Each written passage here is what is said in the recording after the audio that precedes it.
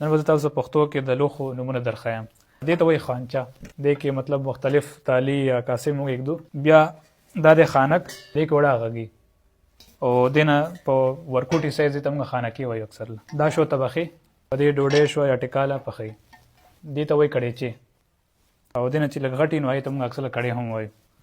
دا شو بالټې او دې نه چې لږ شانتې ورکوټې یا نرۍ وي نو هغې ته وایي بالټوکې. دا شوه مجمع یا غوری که نه، دې کې خلک وریجې راچوي. دا شوه پتیله او دا وړه پتیلګې. دا دی دچکې، دا ورسره برغولی دی او دا شو دچکوړې ورکوټې.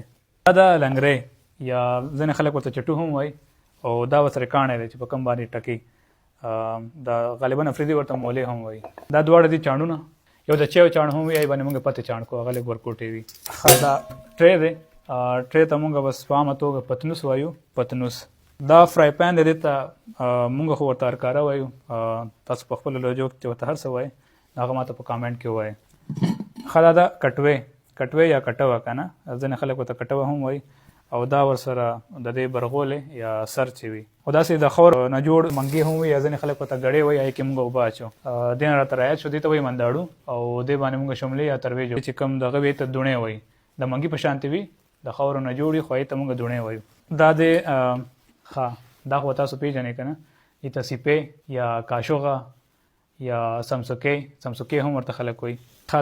دا دواړه سمسې دي، د سمسې د دوه مختلف شکلونه دي او دې ته موږ وایي کپګیر. کپګیر